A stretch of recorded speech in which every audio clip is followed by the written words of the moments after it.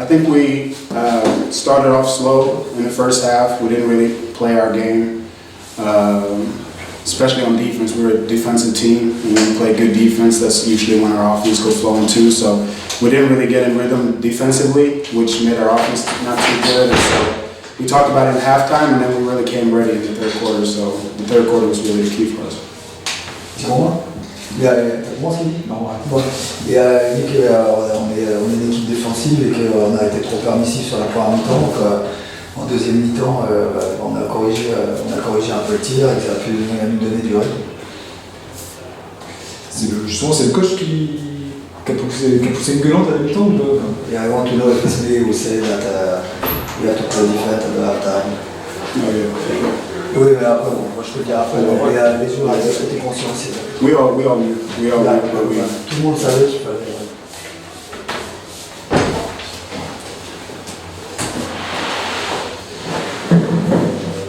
Je sais pas si non, c'était vraiment. J'ai vu après. Ce qui est intéressant, c'est que tout le monde a joué aussi, ça c'est bien quoi.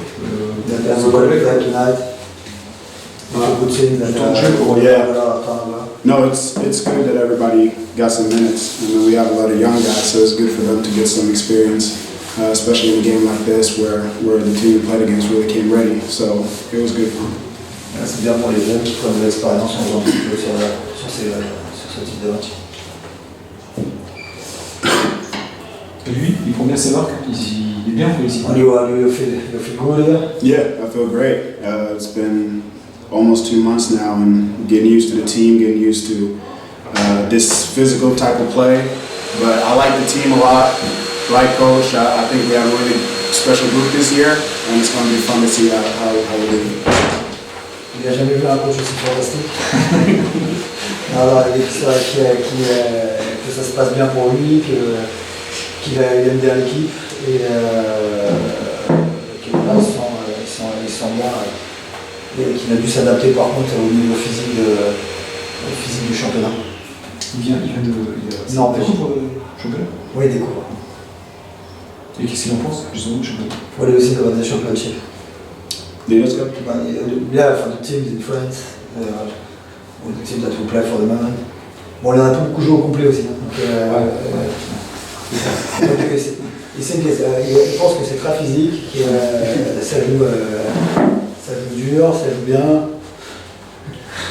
Qu'il y a beaucoup de ball. I'll learn some French at the end of the year. Merci. Good. Merci. Oui, ça a eu du temps à s'assigner. Après une bonne entame de match, je vais en dire, parce que le premier quart est plutôt bien. Je suppose que ça passe à plus 9 au moment. Et après le deuxième, ça va en rôle, puis le troisième. Qu'est-ce qui s'est passé? Non, j'ai envie de dire que j'ai vu à peu près le même match que j'ai vu entre Saint-Quentin et Lille. Une équipe de Saint-Quentin qui est accrocheuse, qui défend bien. Enfin, en même temps, sur ce match-là, chez nous, il y a des très bonnes choses aujourd'hui, comme le fait de réagir en deuxième mi-temps, comme le fait de prendre 50 rebonds, d'accélérer le jeu. Et après, il y a des choses qui sont très mauvaises aussi. Donc on va en parler, on va corriger 3 choses, et comme notre péché mignon de perdre des ballons, alors il y en a qui sont dus à la pression de Saint-Quentin, qui met une belle pression défensive sur les lignes de passe, et qui nous met en difficulté à des moments, mais il y en a où on les donne clairement à l'adversaire, tout seul. Donc ça fait plusieurs fois que ça arrive. Aujourd'hui, j'ai envie de dire que ça n'a pas trop d'incidence parce qu'il y avait un matelas, mais on va très vite corriger le tir là-dessus. Donc voilà, de très bonnes choses, et puis des choses un peu moins bien. Après, on avait prévu les joueurs, hein, aujourd'hui ils avaient leur deux meneurs de jeu, donc forcément il y a une vraie plus-value pour Saint-Quentin. Et on l'a vu sur la première mi-temps, là il commence à être mieux. Justement, tous les 2 matchs que vous avez joués contre Saint-Quentin, quels sont les différences? C'est différent. Hein. Moi, vous m'enlevez Marquis White, Pierre Poupé et Maxence Dadier. Si Crescendo monte le ballon, on ne va pas faire les mêmes matchs. C'est vrai que là, à Saint-Quentin, désormais tout le monde joue à sa place. Voilà, là, il faut jouer au basket, on veut dire. Donc, alors il y avait Yannick Blanc, il y avait Benoît Gillet, il y avait Gillet et Blanc. Bon, Blanc est plus meneur de jeu, mais Benoît Gillet qui doit monter la balle, le pauvre, enfin, il sait savoir que derrière il n'est pas dans son registre, il n'est pas sur les sorties d'écran, etc., etc.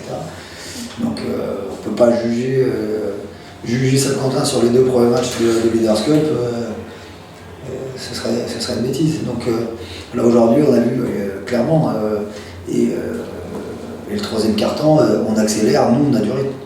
On a beaucoup plus de rythme qu'eux, donc ça se joue là-dessus. C'est pour ça qu'il y a des choses qu'il faut qu'on corrige. Toute cette perte de balles qu'on a pu faire, les systèmes de jeu où je ne sais pas pourquoi aujourd'hui on n'est pas concentré, on se trompe sur les entrées. En défense, sur une situation simple, on doit prendre 12 ou 14 points parce qu'on n'est pas concentré juste sur une aide à donner dès le départ. Donc voilà, avec un Saint-Quentin plus en forme, le match aurait été plus avec ça. Vous saviez que ça allait jouer comme ça autour des blessures, le manque de rythme, je sens. C'était un système. Déjà, il y a le manque de rythme, on a 10 jours, même si les garçons ont été très bien pendant les 10 jours, ils ont bien travaillé. Mais bon, c'est 10 jours sans jouer. Voilà, on a vu là aujourd'hui un billet que je connais bien, pour l'avoir eu, qui était déjà un peu plus en forme que mardi. Donc on savait que ça allait jouer, et après par contre, on sait que sur 40 minutes, aujourd'hui c'est une équipe qui a pas fait de 5-5 quasiment de la prépa. Donc à un moment donné, ils vont tirer la langue. En tout cas, c'était l'occasion aussi de lancer un petit peu c'est bien. Depuis le début alors lui il a été blessé, voilà, c'est son premier match, donc aujourd'hui c'était vraiment juste une question de rythme à reprendre. C'est pareil, mardi il va reprendre des minutes. Après, depuis le début de la préparation sur la Leaders Cup, on a fait jouer tout le monde. Hein. Là j'ai commencé à réduire un petit peu. Voilà, donc ça fait. On est encore sur des matchs où on peut vraiment essayer de donner des minutes à tout le monde. Même si je commence déjà à montrer à des moments qu'il faut élever son niveau si on veut rester sur le terrain. Mais bon, globalement, après l'attitude, c'est la même chose, l'attitude est très, très bonne, on est bien dedans, il y a une belle osmose dans le groupe, ça travaille bien, il y a des choses à corriger. J'ai envie de dire qu'on a des gros défauts et des grosses qualités. Donc maintenant, il faut arriver à doser et à travailler là-dessus. Bon, après, les défauts que vous soulevez à ce moment de la saison, c'est quelque part, c'est aussi. Ah oui, mais après, il faut en avoir conscience aussi, parce que dans une semaine, on va jouer Vichy, qui est une équipe qui a quasiment pas changé son effectif, qui pour moi, sur ce que je vois, va être à la lutte pour les premières places, avec des joueurs qui n'apprend plus le basket, et les erreurs, ils vont les exploser. Donc il faut malgré tout vite se mettre. Dans le secteur intérieur en taille, là, ils ont 2 mètres, 2 intérieurs, à plus de 2 mètres 10. Voilà, là-dessus, normalement, on pourra rivaliser, parce qu'on a 2,8 et 2,14. Donc, il fait bien 2,14 Irène. Tu as regardé ça. C'est la tête de tous les Picards, hein, puisque les Picardis, Gobert 2,16 m, 2,14 m, en Picardie. C'est bien si vous confirmez 2,14 si on a vu 3 sites, 3 tailles différentes. Je pense qu'il reste en Picardie. 2,07, 2,10, 2,14. Tout le monde est bon. Donc vous me confirmez, il est bien 2,14 qui en fait le joueur le plus grand par la taille de Pro B cette saison. Ouais, il doit être grand quand même, celui de Vichy. Hein, le 2,10 et 2,11. C'est ce qui est annoncé dans Bibasket. Bon, voilà, en tout cas, normalement là-dessus, en termes de taille, c'est bon, on peut rivaliser. Un tout petit mot sur King quand même, qui est bon quoi. Oui, et puis en plus qui a joué, qui était pas bien, hein, qui a pris un peu froid, et voilà, qui était un peu patraque. Mais ça c'est pas vu ça. Mais ça c'est. C'est un. Chaud, mais c'est bien, un vrai leader qui montre l'exemple. C'est assuré la qualification, j'ai parlé des autres résultats. Je n'ai pas regardé, après c'est pareil. On verra. Après il y a la première place à jouer aussi pour avoir l'avantage de recevoir au match retour au moins sur les quarts, voire sur les demi, parce que c'est quand même un réel avantage. sur des matchs en aller-retour. Parce que si on finit moins bon deuxième, alors ça j'ai pas vu encore tous les goals à mais mon deuxième on joue le premier, ça veut dire le premier ça peut être. Ça peut être Lille aussi, avec leur goal average. Donc il faudra peut-être faire un calcul, si on termine en deuxième, on va faire dans la barre, comme ça. C'est un objectif en Leaders Cup? Là déjà j'y avais pas pensé, mais j'ai peut-être regardé le goal average. Parce que comme ça fera un déplacement peu coûteux à côté. On pouvait jouer aussi Lille. Aussi. Ah ouais. C'est premier à 8, c'est de 1 à 8. Okay. Donc après il y a des goals average et tout. Et la mardi, vous les recevez ou c'est à Lille? C'est à Lille. Non, l'objectif, oui, on joue. On joue clairement la Leaders Cup. Voilà. Puis de toute façon, à partir du moment où les équipes sont qualifiées en quart, elles jouent toutes les Leaders Cup. Il reste 4 matchs. Il y a 4 matchs pour peut-être une finale. Donc voilà, on sait qu'on aura face à nous une équipe qui jouera la Leaders Cup, à moins qu'ils soient décimés sur un match.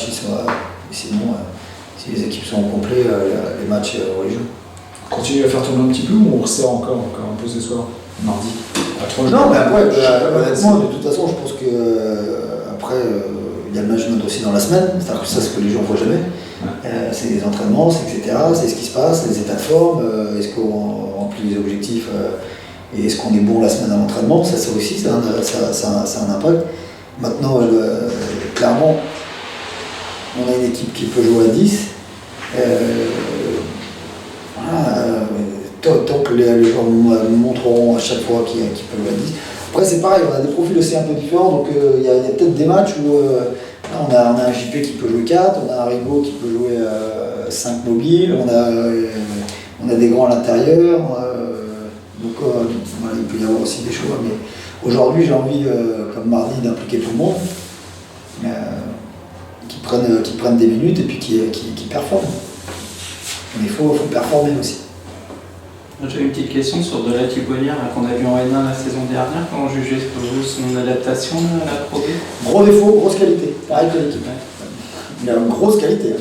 Grosse qualité humaine, etc. Comme l'ensemble du groupe. Un mec adorable qui amène de la fraîcheur comme beaucoup de joueurs dans le groupe.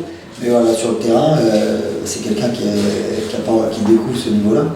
Et donc voilà, des adaptations à faire, de la concentration à avoir. Et après, à côté de ça, il a une hyperactivité de tous les instants. Il a des énormes qualités. Donc lui, pareil que le groupe, si on veut vraiment monter, il doit aussi progresser comme certains secteurs. Mais bon, je suis plutôt content de son rendement pour l'instant. Il est quand même plutôt bon. Il me fait penser à Drakrik que vous avez chez vous quand je l'ai eu en rookie à Évro il y a 2 ans. Un peu le même type de défaut et de qualité. C'était un peu le même type de joueur. D'ailleurs, je l'avais en 4 à l'époque grec. C'était à l'époque, non? C'était un rookie? Ouais, il était rookie. Ça remonte ça? Ça remonte, la première fois que je l'ai eu, je l'ai pris. C'est en quelle année? 2010 peut-être. Et Drakrik, justement, là, il faut juger comment? Drake, il y a une chose que je sais sur lui, c'est que c'est quelqu'un qu'il ne faut jamais enterrer. La deuxième des choses, regardez le pourcentage de victoire de la LM Évreux avec Drake. C'est monumental. Je pense que c'est le joueur de l'histoire de la LM Évreux c'est le joueur qui a joué le plus de matchs. Et 2, son ratio victoire-défaite, il doit être quasiment à 70%, je pense. C'est un guerrier. Pareil, il va bénéficier du retour de Billet et de Kébé à la main parce qu'il a besoin d'espace. Le fait que Gilet puisse être décalé en 2, ça va redonner des espaces à Drake. Je pense qu'on voit un meilleur Drake aujourd'hui quand même que ce qu'il a pu faire quand il a été dans le jeu. C'est quelqu'un qui est, comme je dis, qui est un énorme compétiteur, qui joue en permanence avec le cœur, qui va défendre les couleurs de Saint-Quentin comme sa patrie. C'est des joueurs, parce que je sais qu'il est un peu critiqué de l'autre côté. Donc c'est quelqu'un, alors je peux me tromper, mais pour bien le connaître, Non, faut pas l'enterrer trop vite. Faut pas l'enterrer trop vite. Et puis c'est quelqu'un voilà, qui montre l'exemple en permanence. Vous voyez, il se bat. Hein. Il se bat sur tous les ballons. Hein. Et là, il faut qu'il reprenne du rythme, qu'il y ait les meneurs. Et puis on verra, peut-être que je me trompe. Mais en tout cas, voilà, c'est un joueur pour qui j'ai un respect. Mais ici, je l'ai vu rentrer sur un match, notamment quand il a eu un trauma crânien, le premier, où il n'était pas censé rejouer, parce qu'on était à -20. Il est entré sur le terrain, je crois qu'il a mis les 10 ou 12 premiers points, il a emmené tout le monde et on a gagné là. Donc c'est quelqu'un... J'ai peut-être trop d'affect pour ce joueur pour être lucide, mais ça fait partie des joueurs qui m'ont tellement donné que...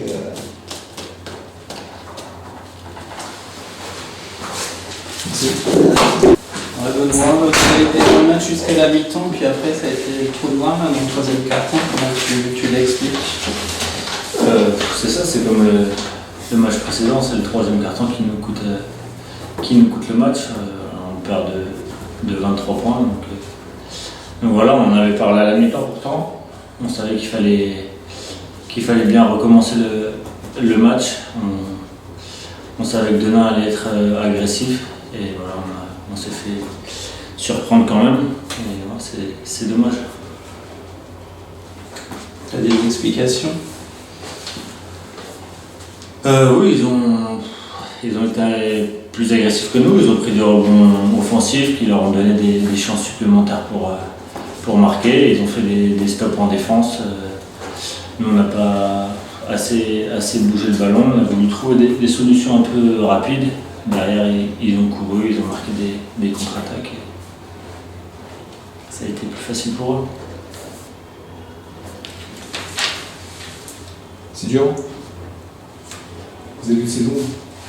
Forcément. On est des compétiteurs, personne n'aime perdre, surtout avec des écarts assez conséquents, donc forcément c'est dur. Mais ça doute, en gros. Mais c'est comme ça. Du doute, on préfère travailler dans la victoire que dans la défaite forcément, mais on continue à travailler. Ça fait pas non plus très longtemps qu'on est au complet. Donc voilà, on voit que depuis que tout le monde est revenu, on progresse quand même, c'est quand même mieux. Maintenant, on a pris un peu de retard forcément sur d'autres équipes qui ont été au complet depuis le début de la préparation. Mais voilà, il faut s'accrocher. Après, la Leaders Cup, c'était pas non plus un objectif pour nous. Donc voilà, faut pas être fataliste et défaitiste. Il faut continuer à travailler et voilà, se préparer au mieux pour le premier match du championnat. Justement, qu'est-ce qu'il va falloir améliorer? On a les jours du championnat. Donc ça a toujours été l'objectif, le championnat. Ouais, forcément, c'est l'objectif pour un promu. Je pense que c'est la chose principale en pensant au maintien. Après, ce qu'il va falloir améliorer, c'est à mieux se trouver sur le terrain, c'est apprendre à jouer ensemble et faire les efforts tous ensemble.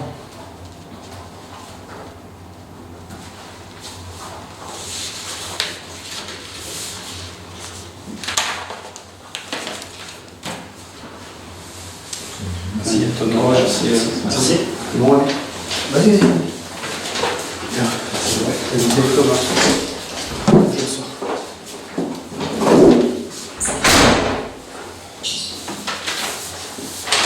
Thomas, c'est vrai que la Leaders Cup, c'était pas un objectif, mais là, vous finissez ces matchs de Leaders Cup. Quel bilan en tires-tu? Effectivement, c'est pas, la Leaders Cup est loin d'être un objectif et ça l'est encore moins devenu avec l'accumulation des blessures qu'on a pu subir post-pré-saison ou pré-saison. Le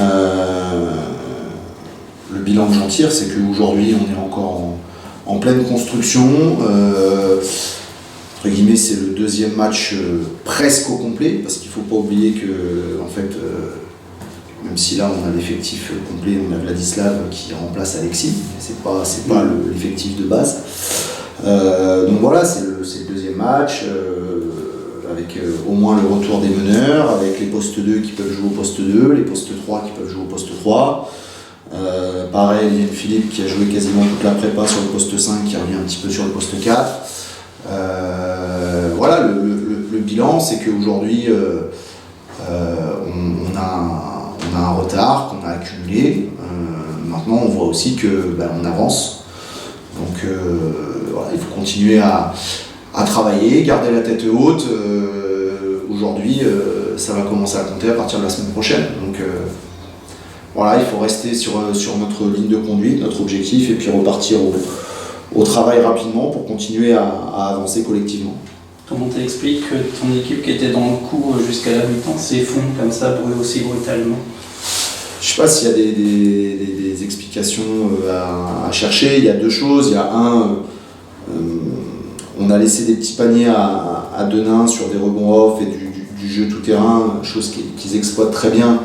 Et eux, ça les a mis en pleine confiance. Nous, je pense que les joueurs ont revécu un peu le scénario du dernier match. Ça, c'est indéniable.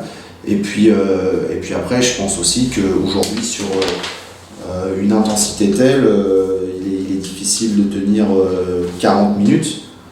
Donc le doute plus le manque d'intensité à une période a fait que Denain a pris une avance a gagné ce carton de 23 points. Voilà, je pense que tu combines les deux, c'est difficile parce que tu as moins d'agressivité en défense, tu laisses des petites choses, tu laisses des petits paniers. Et Denain met les points, et toi derrière tu essayes t'as peut-être plus la lucidité pour trouver des solutions un petit peu plus simples pour au moins te créer des tirs. Ouais, le championnat c'est dans 8 jours, comment t'estimes ton équipe là C'est-à-dire par rapport à ce que tu as vu en Leaders Cup, forcément il y a eu un retard accumulé. Comment tu la juges ton équipe là, à 8 jours du championnat? En retard sur son plan de marche, mais en progression. Voilà. Je te dis, l'équipe elle est revenue depuis lundi. On a tout le monde. Donc, lundi on a eu l'autorisation d'avoir tout le monde. Donc on a tout le monde depuis mardi. Voilà, on va pas chercher d'excuses. On est en retard, etc. C'est comme ça. Maintenant, il y a deux options. C'est soit on est en retard, c'est difficile, on baisse la tête, ou soit oui, on est en retard sur des faits qui sont pas. Jeff Kebe qui se baisse pendant les playoffs, c'est pas de notre fait. Bill Walker qui se coince la main dans son maillot sur un match amical, c'est pas de notre fait. Yannick Blanc qui arrive blessé, c'est pas de notre fait. Voilà, c'est comme ça. Donc maintenant on fait avec, on continue à travailler et on connaît notre objectif de la saison, qui est de mettre 2 équipes derrière nous. Justement, par contre, de Jeff, là, j'ai vu Gris passer, se tenir la cheville droite. Ouais, oui, c'est glacé, on verra. Il a pris un coup, Non, il a marché sur une chaîne. Donc voilà, c'est pareil, Jeff il est pas. Aujourd'hui, Jeff Kebe, il joue 19 minutes, il peut pas plus de toute façon. Donc on verra bien demain matin. J'espère qu'il n'y a pas de petite entorse ou de choses comme ça. Il passe une radio DS. On va voir ce que on a contacté le staff médical, on va voir ce qu'ils nous recommandent.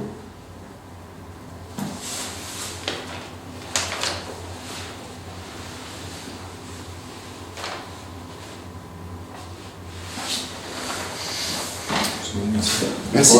Merci. À plus tard, à bientôt. Merci.